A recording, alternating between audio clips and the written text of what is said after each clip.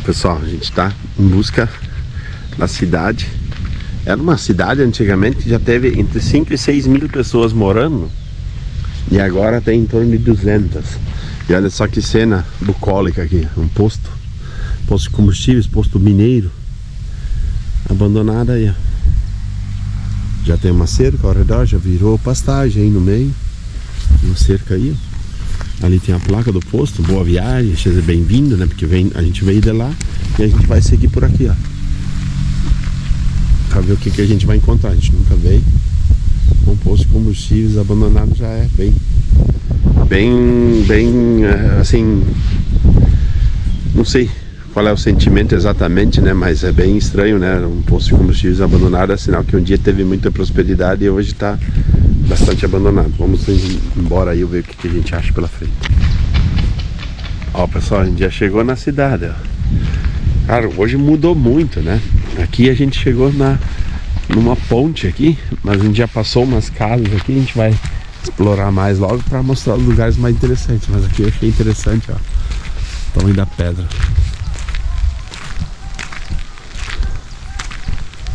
Ah, isso tem treinamento, acho que para bombeiro, viu?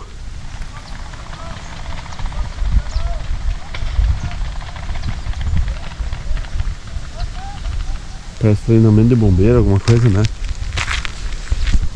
Estão fazendo, tem algum treinamento lá. Olha que loucura esse lugar, gente. Coisa linda. No rio.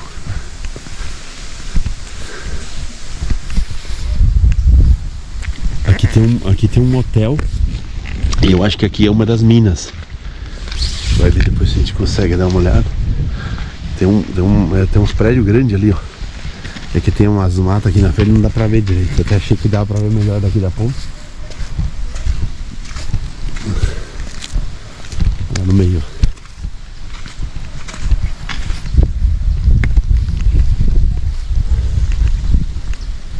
Lá, acho que é algum tipo de treinamento, alguma coisa está acontecendo lá.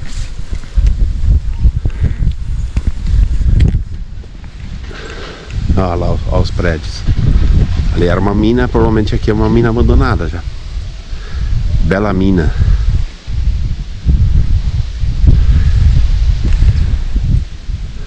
E tudo arrenito. Ah, não, isso é paintball. Eles estão dando tiro. É paintball, é um campeonato, alguma coisa.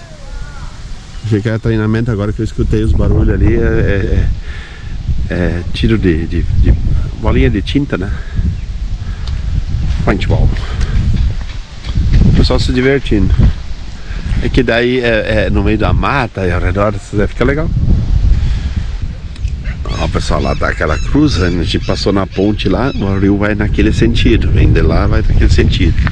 Aqui tem um ginásio totalmente abandonado. Uma quadra de futebol abandonada. Não sei se alguém ainda se arrisca a jogar futebol ali. Aqui temos máquinas que trabalhavam talvez nas minas, né? E um cinema, o Cine Rodeio, abandonado no centro da cidade. Olha aqui, a praça tudo abandonado. Aí que eu me refiro. Aí quando eu digo essas coisas aí de divulgação, sabe, para ver, muitas pessoas provavelmente não conheciam, né? Muitos ainda não conhecem. É fácil chegar, não é difícil chegar, não é uma coisa assim, né, muito desafiadora, não, é bem tranquilo de chegar, mas o pessoal não conhece, não sabe. Passar um dia aqui tomando um chimarrão, tem restaurante aqui, sabe, fazer um turismo, que é o que sustenta as pessoas aqui também, né? Mas infelizmente a gente está sempre nesse negócio aqui. Os que divulgam normalmente são pessoas como a gente também, que não ganham real para isso, né? A gente vai sozinho, a gente vai por conta própria, a gente vai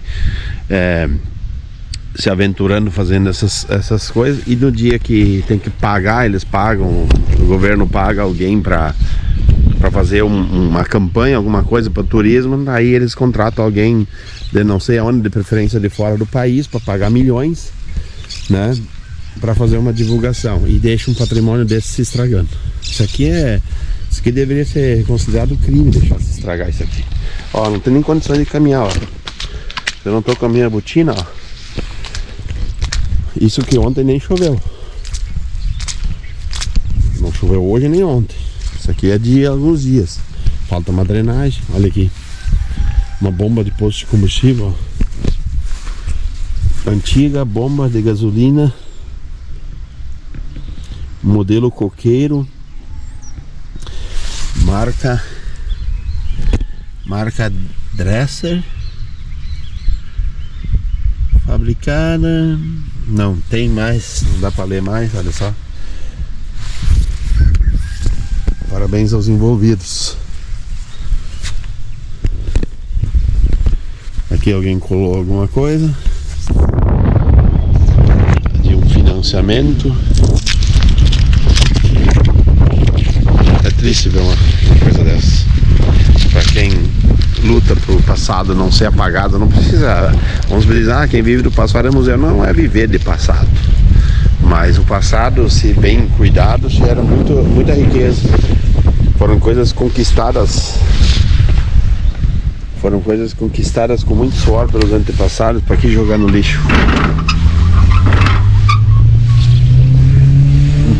Podia ter alguma explicação como é que ela funciona, ou um guia turístico, né? Viabilizar um guia turístico para mostrar, né? Por exemplo, aqui não tem ninguém que diga para nós. Isso aqui a gente sabe pelo óbvio, né? Que são os carrinhos, que os vagões, as vagonetas, né? Que entravam nas minas. Olha só, não consigo nem mexer de tão pesado que é. Ferro puro, né? Que entrava nas minas para retirar o cobre. Minas do Camaquã, pessoal, para quem não prestou atenção aí. Olha só, alguma coisa caiu agora de novo com o vento. No cinema aí. Deu barulho dentro do cinema. Parece que até tem alguém lá dentro. As vagonetas para tirar o cobre. Aqui também tem coisa escrita. Vagoneta utilizada pelos belgas nas minas de Camaquã. Sociedade de Minas Sociedade das Minas de Camaquã. De cobre. Período 1899-1910. Minas do Camaquã, 1º de maio de 2009. Eles fizeram então uma placa aqui. Mas eu digo, não tem manutenção. Não existe uma manutenção nisso aqui. Por isso que as pessoas às vezes, eu tenho as antiguidades, vou doar para um museu. Eu sou contra isso. Não incentivo. Porque museu público não. Olha, são poucos que cuidam das peças. A gente já ouviu história de peças que sumiram, a gente já ouviu muitas coisas. Então, museu particular, a pessoa tem amor àquela peça, valoriza. Conheço muitos que valorizam muitas peças. A única coisa é que eles não têm incentivo para, de repente, fazer um lugar para mostrar para o pessoal, né? Fica muito guardada, essa é a única coisa que acontece. Mas, enfim, ainda é melhor do que estragar ou deixar o pessoal roubar para virar comércio, ó. Caminhãozinho lá. Isso aqui é uma pedra que eles esculpiram. O mineiro, memória dos que aqui labutando saíram da vida permanentemente. Segundo encontro dos mineiros, 20 de janeiro de 2007. Em homenagem ao pessoal que faleceu aqui também, né? Essas pedras, eu não sei se é isso aqui, mas aqui teve uma pessoa que achou uma pedra azul. A Gabi também vai contar melhor essa história. Uma pedra azul aqui. E Dom Pedro I, o Dom Pedro I estava hospedado numa cidade vizinha, uma equipe. Aí eles foram lá, levaram para eles, mostraram a pedra azul que eles acharam aqui. Aí eles tinham os ingleses que estavam extraindo ouro aqui perto. E daí daí esse pessoal então veio pra cá, olhou a pedra e viu que não era ouro, era cobre. E daí eles começaram a extrair aqui também. Agora chegou 2 motoqueiros, mas é assim, encontrar aqui a vagoneta usado pelos ingleses, os pioneiros na exploração do cobre nas minas do Camaquã. The Rio Grande Gold Mining Limited, Companhia Rio Grande de Mineração de Ouro Limitada, 1870-1887, olha só como é antigo. Gente, isso aqui é uma preciosidade, esse cinema aqui, né? Esse cinema aqui primeiro tem que deixar cair bem no chão para valer a pena, né? Depois restaurar. Não dá para restaurar assim, né? Deixa aí o comentário de vocês se eu tô falando bobagem ou se realmente isso também, vocês têm esse mesmo sentimento, né? Interditar isso aqui pode cair na cabeça de alguém, tá tão ruim que pode cair na cabeça de alguém, tem que cuidar ainda. Na verdade, interditaram só ali, nem é o suficiente, ó. Muitas crianças vêm aqui escrever na parede, ó. Já não deveria ser assim. Aqui pelo estado que tá, já deveria ter uma cerca ao redor para nem chegar perto. Tá muito perigoso. Olha o tamanho dele. Imagina, um cinema. Imagina como não era bonito lá dentro, ou ainda é. Onde a gente não consegue nem mostrar, nem olhar. Uma praça toda abandonada. Muitas casas não tem ninguém morando. Algumas casas tem gente morando, sim. Os poucos que restam ainda aí. Não sei se eu consigo.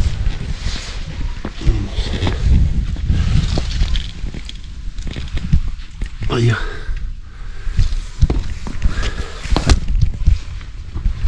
Tá até inteiro ainda por dentro. Virou tipo um teatro. Tem bancos aí dentro. Ô, cara. Acho que tinha barulho antes, parece que tinha alguém.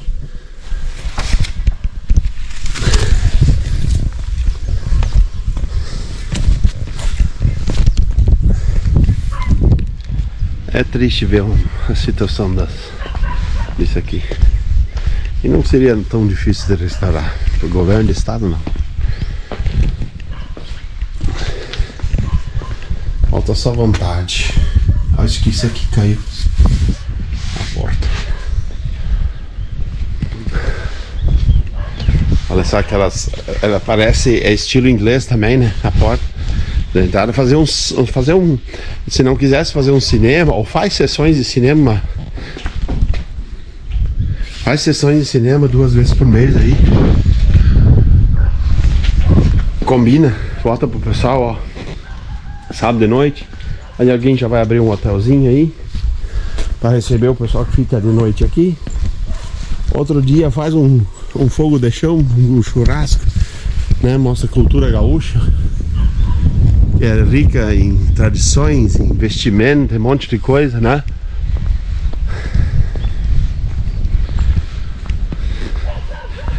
A gente devia ficar satisfeito em ver um lugar desse, mas pra mim, eu sinceramente, o sentimento que eu tô aqui é tristeza. Não tem outra coisa para resumir. Saio daqui muito mais triste do que eu cheguei. Queria conhecer. É um lugar legal, é um lugar bonito, geologicamente muito legal, mas eu saio daqui triste. Vamos ver se tem mais coisa por aí. O tempo dos ingleses, né? Nós tínhamos 3 ciclos minerais. Os ingleses, 18 anos. Depois nós tivemos os alemães, 11 anos. E depois, por último, os belgas por 10 anos. 10 anos. Na realidade foram 9, né? Porque antes de fechar o contrato de 1910, em 1909 foi descoberta uma jazida do Congo belga, que era uma colônia belga na África. E o rei Leopoldo, agora eu lembrei o nome, o rei Leopoldo, que disse, vamos ter que criar uma empresa. Aí disseram para ele, não, mas já existe no Brasil uma empresa, chamava Société des Mines de Cruve de Camaquã. Né? E ela foi fundada na Bélgica e operava no Brasil, aqui nas Minas de Camaquã. E aí eles vieram aqui, recolheram alguns dos equipamentos e o resto deixaram. Aquela máquina que está abandonada lá no Feliciano Rodeio, né? Aquela máquina a vapor, né? Sim. É uma máquina fabricada pela Aveling Porter, né? Uma empresa inglesa. Sim. Se você verificar aqui as instruções daquela máquina, Aquela máquina é toda espanhol. Por quê? Porque ela era importada pela Argentina, uma empresa chamada Invicta, né, que revendia para a América do Sul. Tá bem? Então, mas voltando ao trajeto, nós conversávamos sobre a primeira galeria do cobre. A primeira mina de cobre lá no fim daquela rua à direita. Embora o cobre aqui tenha sido descoberto em 1865, né, a operação só começou efetivamente em 1871. Sim. Porque tinha que fazer pesquisa, e naquele tempo tudo era rudimentar, né? Sim. Quer dizer, o deslocamento era complicado, porque não existia as vias de acesso. Tudo a cavalo? Tudo a cavalo, carroção, aquela coisa toda. Tá? E o cobre foi descoberto aqui por um fazendeiro que morava naquela casa amarela lá. Lá era uma fazenda na época? Amarela, tá? Aquela parte de cá, tem um ressalto ali, né? Sim. A fazenda original, ela só... então era a sede da fazenda ali. Da fazenda do João Dias. Lá, aquela parte de lá, onde tem uma platibanda e tem um escudo ali, tá? O brasão do Império, melhor dizendo, está grafado em 1880. Foi o ano que foi descoberto. Foi construída aquela casa. Antigamente o pessoal tinha a mania, né, de colocar o ano da construção nas casas, né? As casas mais antigas aí no interior tem muito, tá? E ele descobriu essa mina que tinha cobre. Ele na verdade ele achou uma pedra azul, é isso? Na realidade é o seguinte, o João Dias dos Santos Rosa, tá? Que de rosa não tem nada, né? Ele não tem esse sobrenome de Rosa, e eu já explico, tá? Ele fez uma permuta com a irmã Silvana. A irmã havia, o marido da irmã havia recebido essa gleba de terra, tá? Aqui nessa região que depois ficou conhecida como Minas do Camaquã. E Minas do Camaquã pelo advento das minas, e Camaquã pela proximidade do rio, tá? Então, o rio, esse aqui é o rio Camaquã? Não. Aqui é o Arroio João Dias, é um tributário. Esse nem é o rio Camaquã. Não, o Camaquã tá bem longe daqui, atrás daqueles morros lá, ó. Bem longe daqui, tá? Então, o João Dias, ele fez a permuta. Por quê? Porque o pai deles, né? O pai deles, da Silvana e do irmão João Dias, ele havia sido morto na guerra do Paraguai.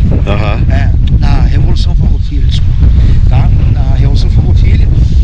E havia na Batalha do Passo dos Enforcados. Então, como daqui para Bagé até a sede da fazenda, porque a família toda era radicada na fazenda Cinco Cruzes em Bagé, tá? Onde foi sepultado o João Dias dos Santos Rosa, tá? Quando ele faleceu em 1909. Tá? Depois eu acabei trazendo os restos mortais para cá, a gente fez um evento aqui, está sepultado na igreja, a gente pode dar uma passadinha lá. Tá? Aí ele, em reconhecimento, na sua região aqui, fez a permuta. A gleba que tocaria para ele lá em Bagé, nas Cinco Cruzes, ele repassou para a irmã em troca dessa região aqui. Ele ficou com essa fazenda, ficou com essa fazenda aqui. Era grande a fazenda? Era grande, toda essa região aqui. Tudo que a gente vê...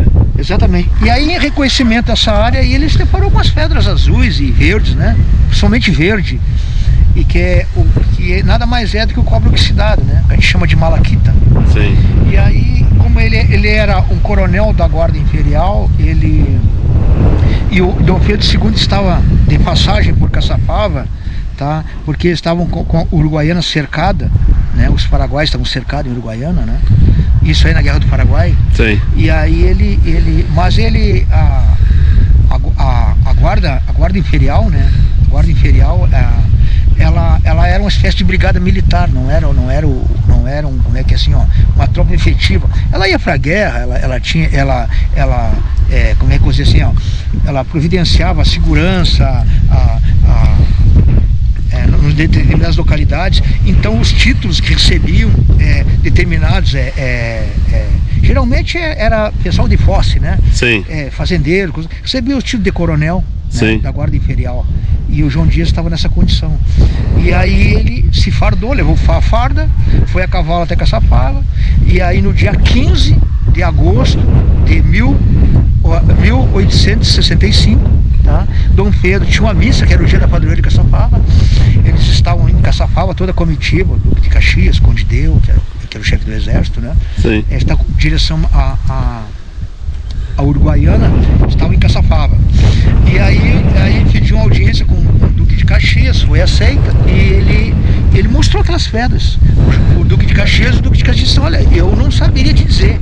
Possivelmente trata-se de algum minério, mas eu não saberia dizer. Quem poderia te dar maiores explicações é Dom Pedro II, que ele tinha um vasto conhecimento, né? Era poliglota, e era estudioso, era botânico, e tinha um cabedal de conhecimentos aí.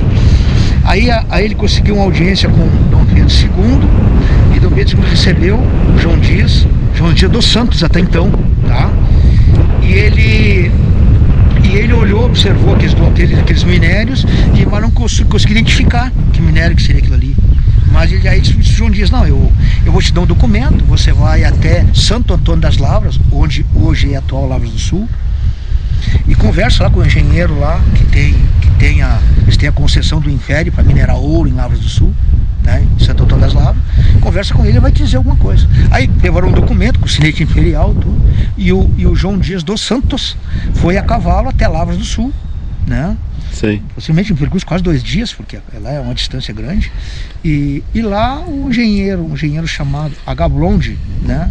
Era inglês? Inglês. Disse que isso aquilo se tratava de malaquita, ou seja, cobre oxidado. Levaram as amostras mandaram para a Inglaterra, né? Demorou um tempo X até para ir, estamos do vapor ainda, né? Uhum. Né? E demorou um certo tempo para vir a resposta, e não, realmente era.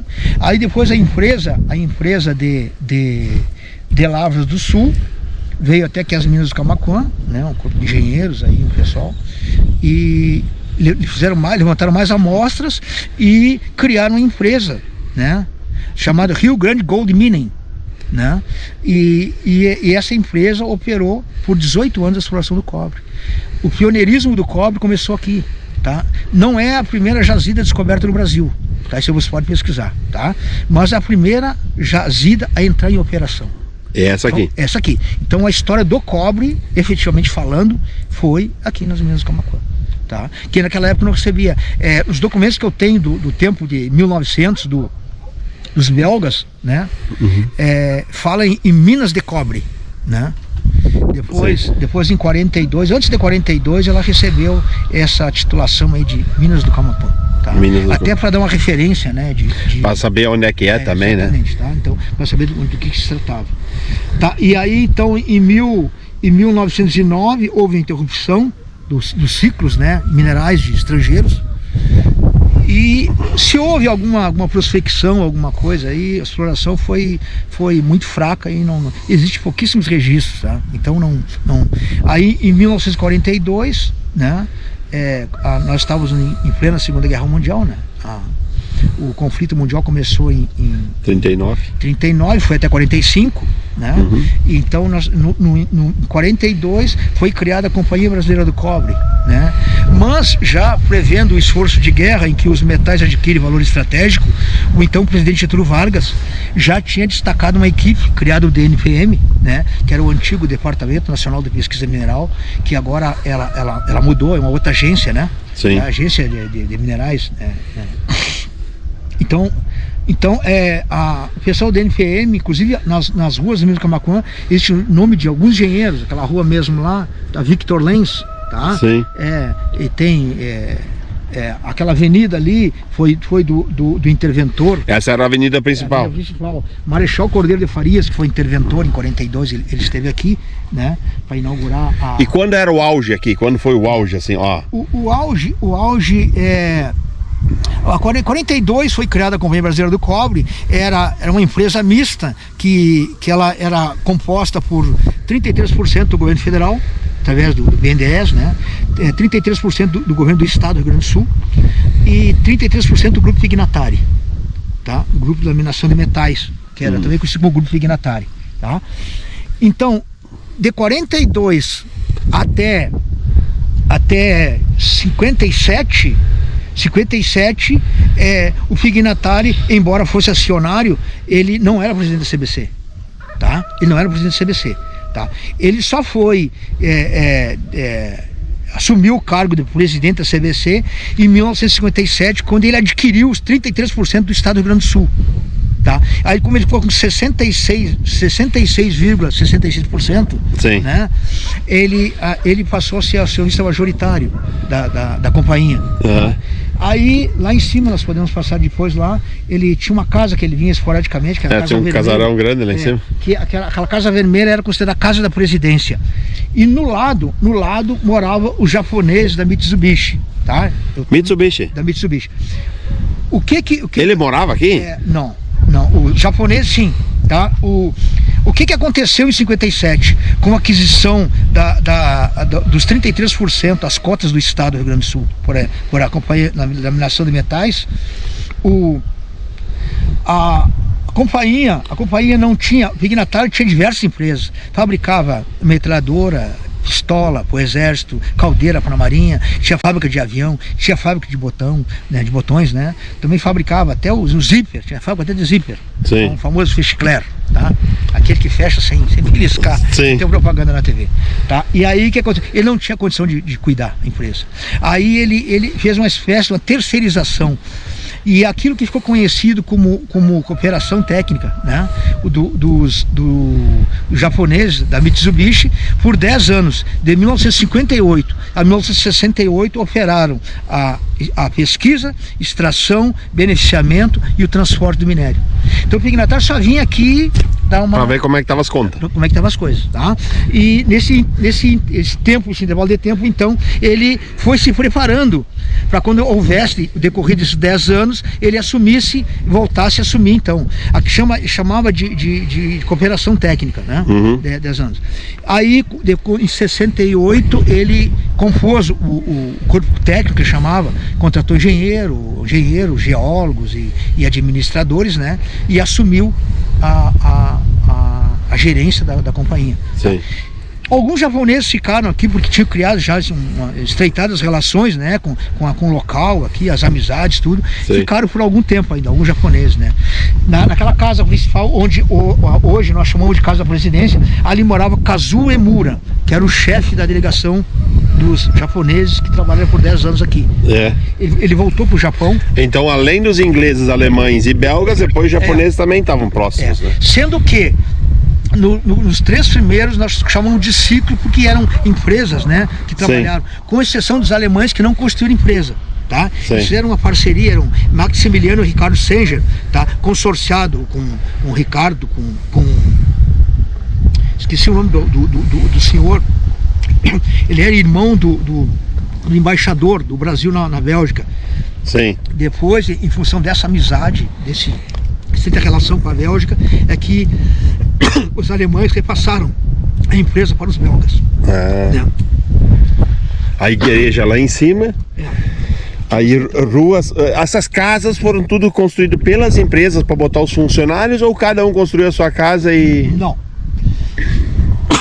Pode ser um cortezinho, vai me dar uma... Não, tranquilo. O vento começa a acabar. Sim. Então, assim, só para te ter uma ideia, nos assentamentos aqui, na primeira fase, somente dos ingleses, nós fora o engenho, porque nós temos pouco registro, né? Em se tratando de construções, né? Efetivamente falando, né? Os ingleses, eles traziam minério lá daquela galeria, pessoal que nós chamávamos de Boca da Mina, né? Por aquela estrada, né?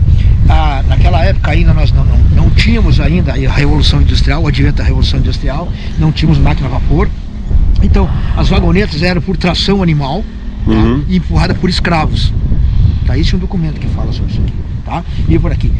Depois quando os ingleses foram embora da localidade aqui, os alemães e os ciclos minerais todos foram em ato contínuo, tá? Não houve um intervalo, parou por um determinado tempo, depois não, era um passar pro outro. Vendeu, o outro já assumiu e vamos embora. Tocava ficha, tá? E os alemães, eles não abriram mina, que não usaram aquela galeria. Lá no Cerro, nós chamamos de aquilo ali, para efeito de estudo, aquilo chama-se Cerro João Dias. Aqui nós temos o Arroio João Dias, a barragem João Dias, o Cerro João Dias, tá? Tudo em alusão ao descobridor. Tá? Então aqui nós temos a encosta leste, então a primeira galeria está na encosta leste do morro, e a galeria dos alemães está na encosta oeste, lá do outro lado do morro, tá? O que aconteceu? os alemães abriram uma galeria que ela é diferenciada de todas as demais. Então, depois pode conseguir as fotos. Tá? O que aconteceu? Eles construíram uma galeria quadrada. Tá? Enquanto a galeria dos alemães e a própria galeria dos belgas é em formato de capelinha, tá? A galeria dos alemães era diferenciada. As vagonetas, o trilho das vagonetas era de um lado e tinha um trânsito para o pessoal transitar do lado. Tá? Nas outras minas não existia intervalo, era a galeria e o trânsito do pessoal se dava entre os trilhos, no meio dos trilhos. Então não tinha, servia de passagem para as vagonetas, né? Que nós chamamos de Grand-Car, né? Aquilo ali no inglês chama-se Grand-Car ou carro de mina. Carro de mina. Aquilo que está lá na frente do rodeio. Tá? Aquele museu lá, ele foi construído para o cinquentenário da companhia, tá? Em 92. Na frente, as coisas antigas que tem ali. Aquelas máquinas antigas na frente do cinema. Nós temos lá umas locomotivas da Mancha, tá? Nós temos lá duas, uma de bateria e uma depois foi adaptada para diesel. Tá? Foi adaptada para diesel, aquela ali era inglesa, né? Sim, sim. E aquelas, as vagonetas, as caçambinhas provavelmente dita, aquela ali já foi do grupo Fignatário, tá? Nós só temos uma ali que é relíquia dos ingleses, tá? Sim. É uma que é basculada à mão. Tá? Sim, sim. Tá? Esse cine foi feito para a diversão então dos trabalhadores. Dos trabalhadores aqui, o cinema, né? Então o Cine Rodeio, dá pra ver ali que aquilo ali é um salão americano, né? Sim. Um salão, é um bar americano. De onde é que surgiu aquela ideia ali? Como o Fignatário viajava muito, né? Embora ele tenha falecido bem novo, com 60 anos, ele teve uma vida né? O cara era milionário, ele namorou as principais atrizes de Hollywood, o cara tinha uma vida, era um bom vivan, né? Sim. O cara era ele tinha dinheiro. Tinha dinheiro, tá? Então, e aí ele, visitando uma cidade cenográfica, ele adorava filme de faroeste. Meu pai foi um dos que projetava filme, ele tinha uma máquina Super 8 em casa, e lá na casa lá, e ele projetava os filmes do John Wayne, o Will Briner, aquele lá, né? Lee Van Cleef, ele era fã do Velho Oeste, que tem no Velho Oeste. Que legal. Inclusive tem foto dele com o John Wayne, né? Aí ele tirou umas fotos e fez um croquis de um salão americano, tá? E aí o que aconteceu? Ele trouxe para cá. E existia ele não era engenheiro civil, ele era um mestre de obras, mas era muito experimentado, sabia? O cara era muito bom, extremamente competente, né? E aí mostrou o alemão, chamado de Alemão Wilson, ele era casado com uma professora, morava naquela casa lá, ó, logo atrás do Cine Rodeio, aquela primeira casa, aquela sequência ali, morava ali, o Alemão Wilson. E aí o Alemão Wilson, ele disse, não, me consegue a madeira, me dá a equipe que eu construo. Então o Cine Rodeio, ele foi concluído no ano de 1970, tá? E servia como um espaço era para multiuso, como se diz, tá? Era teatro, não era só cinema, né? Era cinema, também se fazia baile, formatura, vacinação, entrega de presente de Natal para a criançada, que o Fignatário trazia no avião, tá? Aqui nós temos a pista de pouso lá. Onde é que é a pista de pouso? Lá nessa direção aqui. Ah, lá no fundo era a pista de pouso. Né?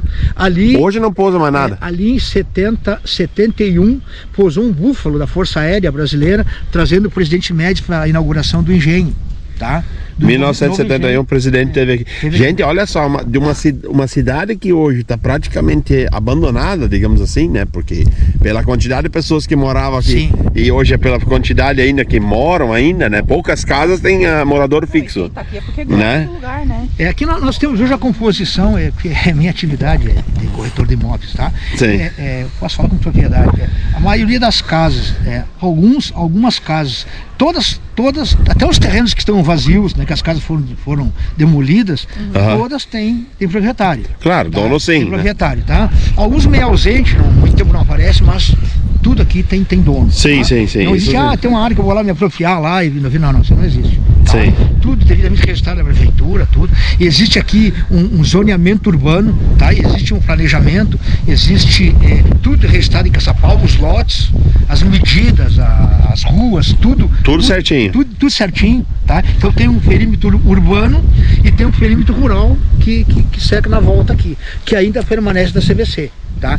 Então essa região central permanece de obrigação e jurisdição da Prefeitura de Caçapau do Sul, tá? Isso aqui é o terceiro distrito de Caçapava do Sul, embora estejamos a 75 quilômetros da sede do município, Da cidade, pertence a Caçapava do Sul. Ela é 75 quilômetros do centro da cidade, Sendo do próprio município. Sendo 25 quilômetros de estrada de chão, né? Que é a RS 625, começa na BR-153, passa aqui, corta aqui a Minas do Camaquã, né? Sim. Ela passa aqui, ó, embaixo. É uma RS. Tem a fonte, lava ela e vai até Santana, até 392. Aqui passa a RS, aqui embaixo, bem embaixo, no meio do mato. RST 625. Ela passa ali é aquele morro que eu mostrei numa outra oportunidade, tem uma ponte aqui embaixo, sobre o rio, aquela várzea toda do rio, ó, ali o rio fez muito estrago ali, né? Da enchente, dá pra ver, ó, aquela parte lá, o rio alagou tudo, né? Lá no fundo tá a RS, ó, e ela vai até a 392. BR 392, né? Lá de Santana da Boa Vista. No percurso daqui das Minas do Camaquã até Santana da Boa Vista, 40 quilômetros. Ah, daqui pra lá dá 40. 44 até Santana, dá menos um pouquinho até o asfalto, né? Chegando aqui na RS 625, estrada de chão, nós temos, acho que em torno de uns 10 quilômetros de estrada pega o asfalto antes de chegar em Santana da Boa Vista. Tá? Então... No auge eu cheguei a ver que ela tinha de 5 a 6 mil habitantes, não, né? 6 mil não chegou a 6 mil, mas em torno de 5.400. E quantos tem hoje fixos morando? Hoje nós temos aqui em torno de 500 pessoas, mais ou menos. 500 pessoas. Entre os moradores efetivos aqui, mais o entorno, né? Tá. Sim. Tem a chacrinha. Mas na cidade em torno de 200, o pessoal falou, não fecha, não, tem mais. Não. Logo que fechou aqui, ficaram em torno de 200 pessoas. Ah, tá. Depois o pessoal começou a voltar, tá? Eu fui um que voltei pra cá, depois do, né? Tu nasceu aqui, não? Não, nasci em São Gabriel, mas vim pra cá com 5 anos de idade. Meu pai chegou aqui em 1969, né? E ficou aqui até se aposentar. E ele trabalhou na mina, teu pai? Não, o pai trabalhava, era uma espécie de severino, né? Meu pai passava filme, trabalhou no açougue, o teu pai padaria, ele tirava as folgas das secretárias dos gabinetes odontológicos, trabalhou naquele clube muitos anos lá. Tá, lá ele trabalhou lá, ele era o responsável por toda a manutenção. Lá é o hospital, lá perto da igreja, lá é o hospital. E lá em cima, eu vejo lá que tem um telhado bem grande ali. Tá vendo ali tem uma casa meio com a janela azul? Lá tem umas 3 casas, 4 casas igual. Tem uma casa com a janela azul. Lá em cima tem uma, parece no meio do mato, um telhado grande lá perto dos eucaliptos, lá em cima. Tem o chaminé lá? Não, à direita ali mais, né? Lá pra baixo, aquele telhado mais limpo ali? Não, aquilo ali é uma casa do engenheiro de Porto Alegre. É a última casa, não tem mais casa acima, né? Não tem mais casa acima, lá no meio do mato, tá vendo? Tem lá. uma amarela, uma com janela azul acima delas. Tá vendo? Tem uma azulzinha, com a janela bem azul bem escura, assim. Do lado tem uma amarela, tá vendo? Então à direita, aquela lá no meio do mato. Vai só o telhado? Isso. Aquela casa era a casa da governanta do Pignatário, tá? Era chamada Helena Alvina. Sim. E mora alguém lá? Não mora mais. Aquilo ali, ela é falecida já, né? Ela trabalhou desde jovem com o Pignatário, ela foi governanta, ela foi até na França, ela recebeu qualificação profissional aí, ó, né? Esse Pignatário era o cara, então. O Pignatário era danado. Tem muita história dele aí. Tem, né? E a mina, tu contou antes por que a mina começou, por que parou? Claro, porque o cobre diminuiu, talvez, ou não? Sim. Ou foi só por causa dos acidentes que começaram a acontecer? Não, ali foi uma conjunção de fatores, né? Sim. O que aconteceu ali? E tu conta de novo essa história que tu contou pra mim, a gente não tava gravando, da carregadeira e do caminhão. Então, assim, no ano de 80, na década de 80, teve um acidente grave, tá? Então, retomando assim para fazer um contexto para o pessoal entender. Sim. Nós assistimos aquele acima daquela antena lá, ó. Sim. Aquele reino de floresta lá de finos ilhotes, aquilo era artificial, tá? Aquilo foi tirado do morro e foi largado ali. Jogado para lá. Quando nós chamamos de pilha de rejeito. Rejeito. Tá? Rejeito, tá? Não rejeito beneficiado, tá? É material estéreo. Tá? Que é uma coisa é material estéreo, aquele material que é descartado porque não tem valor econômico, tá? Outra coisa é o rejeito. Se nós olharmos aqui, nós não temos areia aqui nas Minas do Camaquã. Sim. Tá? Areia é muito pouco, tudo aquilo que nós temos, aquele areião lá, aquilo ali é rejeito. O que era? Que o rejeito, antigamente, ele era descartado no arroio João Dias. Largado dentro do arroio. Largado dentro do arroio, ele era carreado e ia formando todos aqueles bancos de areia que tem lá. Depois, Depois nós temos lá no fundo lá uma barragem lá, né? Sim. Lá foi criada uma barragem de decantação, né? Lá chamado de bacia de decantação ou barragem de rejeito, como queira.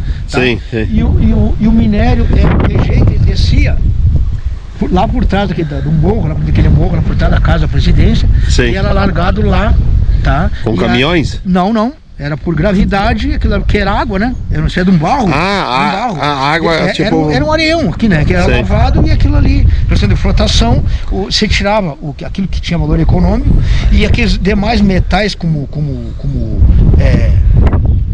zinco, chumbo e outros elementos da tabela periódica, que aqui é bem vasto, né? Sim. Nós temos uma litoteca a céu aberto aqui, né? Sim. Tem uma gama muito grande de elementos químicos aqui. E todos esses elementos que eram descartados, né?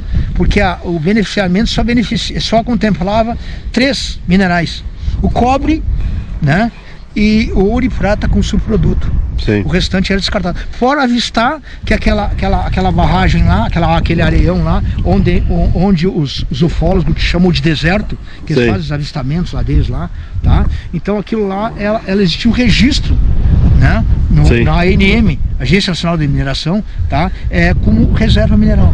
Reserva mineral. Por quê? Porque lá também tem os demais elementos que não eram contemplados no processo de beneficiamento. Tá bem? Então era cobre, ouro e prata com subproduto. Embora o ouro e a prata saía junto no concentrado de cobre. A separação, que era o processo físico-químico, ocorria lá em Camaçari, na Bahia, né? Então não era aqui. Tá? No beneficiamento, o cobre saía o concentrado de cobre. Tá? Sim. Em torno de 30%. Tá? E essa separação se dava lá na Bahia. Então lá em cima nós tínhamos um morro. Tá? Sim. O minério, o corpo de minério estava concentrado no fundo. Tiveram que fazer o quê? Criar um platô, uma empresa chamada Sultepa. Tá? Ela construíram o platôzinho e de lá foi fazendo uma espiral negativo, né? Cavando. Grande parte daquele material era material estéril, então foi descartado, né? Naquela pilha lá. Esse morro era mais alto que das antenas e eles foram tirando... 80 e 50 metros de altura, talvez um pouco menos, tá? Sim. Mas era bem alto, posso dizer que era bem alto. E aí foram indo, né? Aí naquela mina conhecida na década de 80, ela foi inaugurada em 81, 82, por aí, e ela foi aprofundando, né? Sim. Cada bancada tinha 10 metros, né? A bancada é como se fosse uma arquibancada de estádio, né? Sim. Tinha um formato de A gente estádio. vai ver isso porque no drone que eu mostrei, o Lago Azul, lá aparecem as bancadas. Cada bancada ela tinha 10 metros por 10 metros de altura. Sim. Né? Quando se dinamitava uma parte da bancada, a outra parte reduzia, Sim. Cortava a outra e assim foi abrindo o morro. Né? Sim. Foi abrindo o morro. Tá? Então nós temos lá em torno de 420 e poucos metros de largura por 260 de comprimento. Ao contrário, 400 e pouco na cava principal, né? Sim. 420, não tinha medida exata, eu tenho anotado. 426, se não me engano, de largura por 260, de comprimento por 260 de largura. Uhum. Uma profundidade ali que dá em torno de 150 metros mais ou menos. 150 metros de profundidade. Da água, né? A partir do nível da água, né? Então se nós considerarmos... Então aquele Lago Azul tem 150 metros de profundidade. Em média disso aí, né? Então, em 2011 eu fiz uma medição lá, era 151, alguma coisa assim. Aí para fins de curiosidade. Ficou em 150 metros. Até E essa água, por ser azul assim, não tem perigo nenhum, não? O que acontece ali é o seguinte: aquela água é uma água que ela é contaminada. Sim. Contaminada no sentido de que ali tem a malaquita, ela dissolve na água. Sim. Tá? Então é uma água sulfetada, né? Água sulfetada. E embora ache uma coisa interessante, porque ela não é ácida. Em tese era para ser ácida, mas não é, porque tem ali também o calcário. E o calcário equilibra. O calcário faz a neutralização, então aquela água praticamente o pH dela praticamente é neutro. Tá?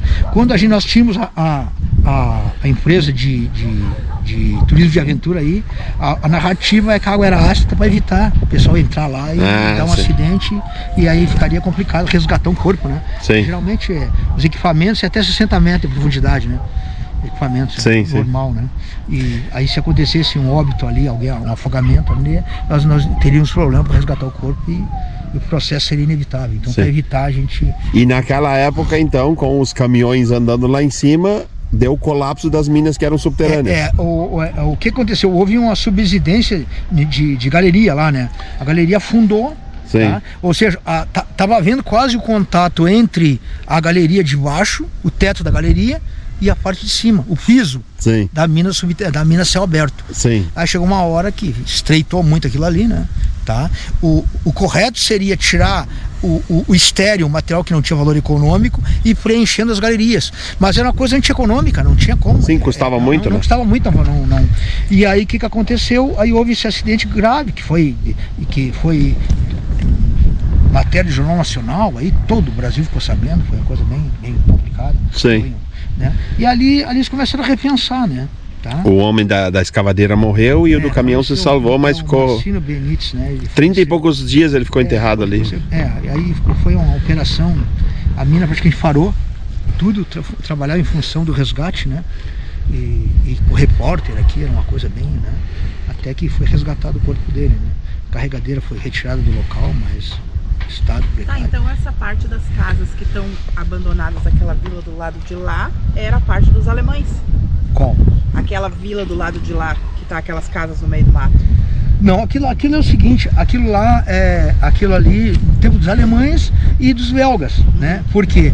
Porque pela proximidade da mina. Porque aí a galeria da Vila Uruguai, tinha galeria, pela proximidade eles criaram aquela vila, tá? Aquela vila lá é de 1968.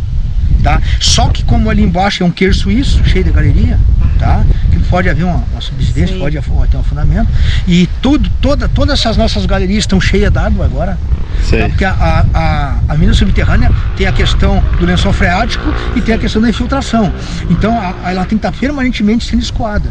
Tá? A partir do momento que não há essa sucção da água, as galerias vão encher d'água.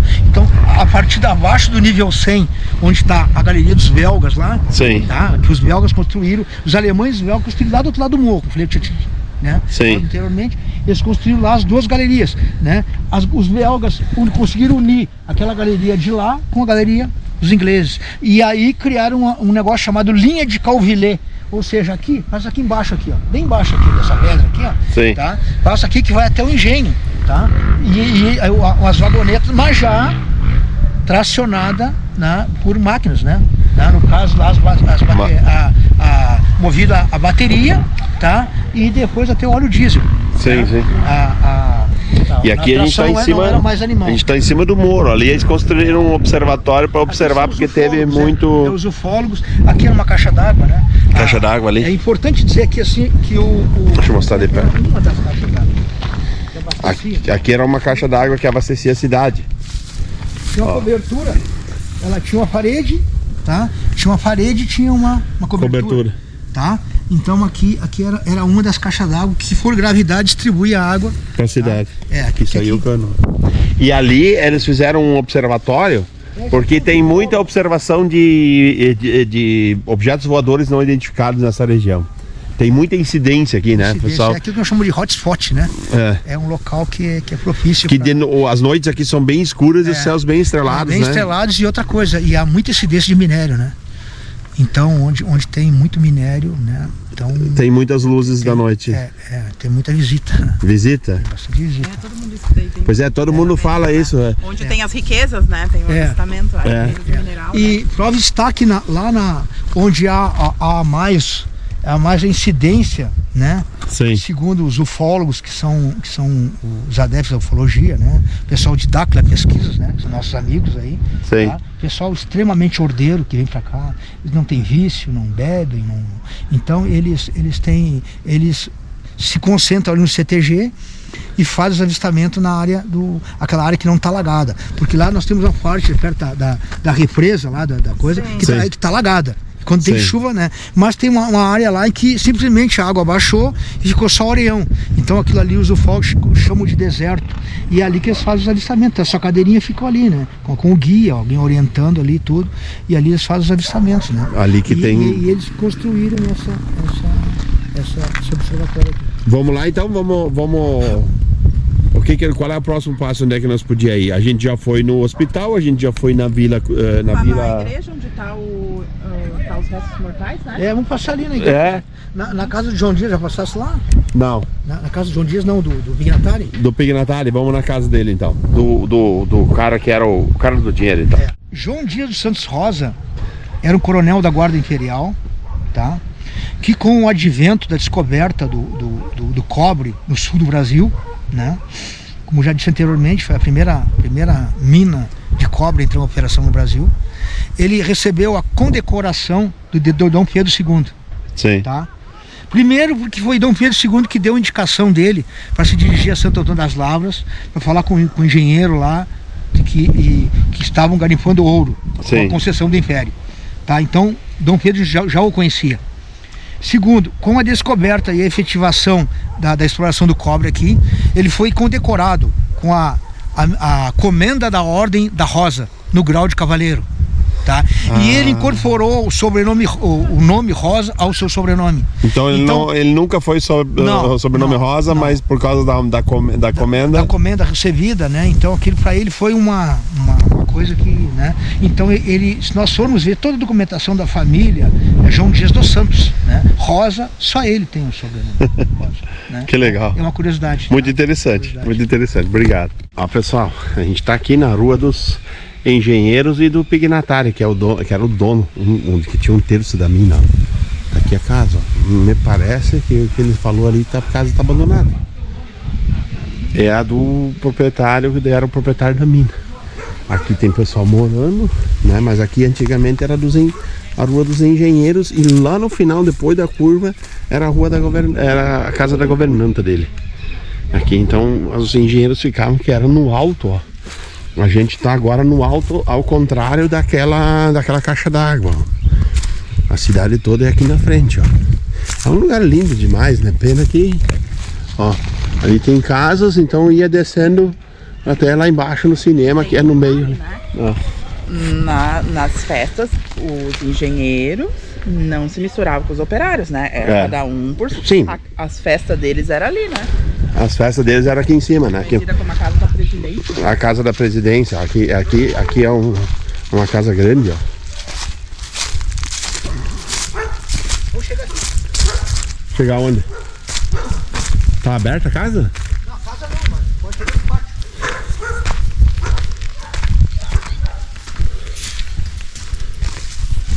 Aqui era a casa da presidência.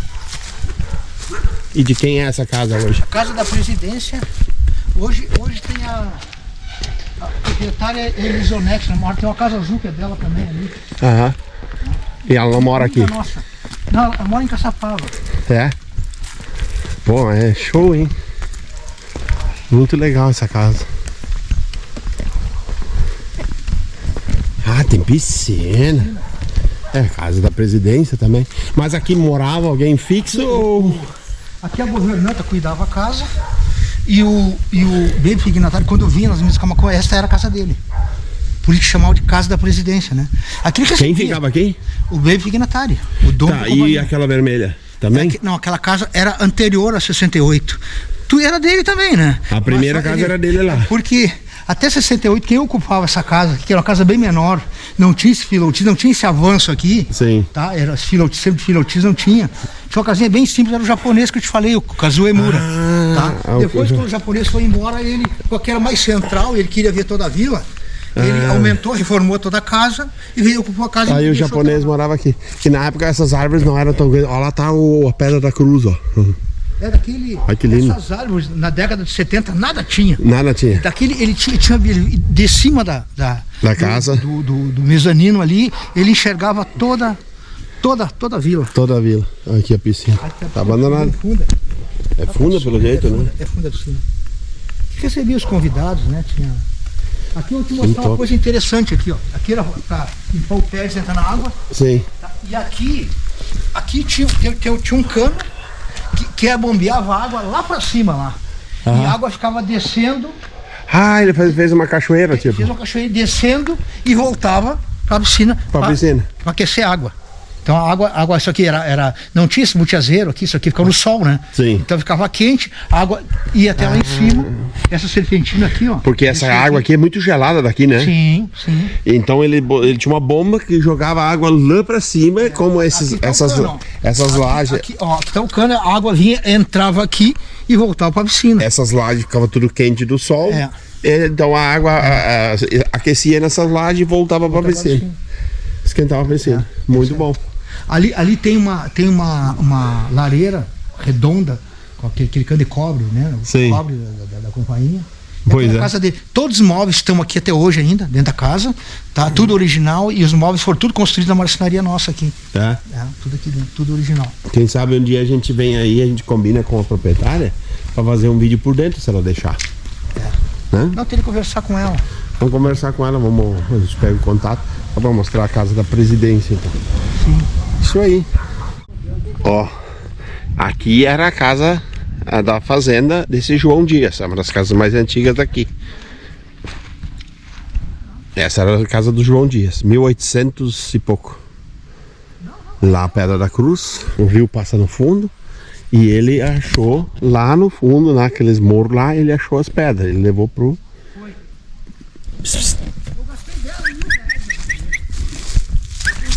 Ih, que você tá fazendo? O que você tá fazendo aí? Ai, meu Deus do céu, que cachorros tão lindos. Lindos, lindos, lindos. Né? Que cachorrinho tão bonito, meu Deus do céu. O que vocês estão fazendo hoje? Tá cheio dos coisinhas, ó. Tá nas macegas por aí. O que vocês estão aprontando? Hã? O que vocês estão aprontando? E aqui nós temos o túmulo dele. Eles trouxeram de volta o túmulo porque é o que fundou tudo aqui, que é o responsável por aqui ter se tornado. O Deli trouxe até aquilo lá, tava no túmulo dele, aquele mármore branco. O mármore branco. Mas eu trouxe, na realidade, foi 3 ou 4 pedacinhos. Coronel João Dias dos Santos Rosa, 1830, 1906. 2012.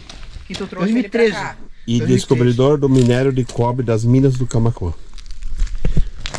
Isso aqui é o brasão do inverno, Confraria né? dos ex-moradores e amigos das minas do Camaquã, SEMAC. João Dias dos Santos Rosa. Nesta data, seus restos mortais foram trasladados do cemitério Palmito, em Bagé, para este local. Minas do Camaquã, 3/12 de 2005. Não, 20 de outubro de 2013. Depois... Não, isso aqui é a fundação. isso aqui é da SEMAC, tá? É da coisa aqui. Minas do Camaquã, 20 de outubro de 2013, que foi trazido para cá. Essa semana João Dias dos Santos Rosa. Aí a igreja, ele tá no pátio da igreja. Aqui junta muita água. Aqui tá a igrejinha. Então tinha pouca coisa do fragmento. E ali tem um hotel. Mas eu peguei lá. Hoje é um hotel, o pessoal que quiser visitar aí também. Guarda o talim da espada,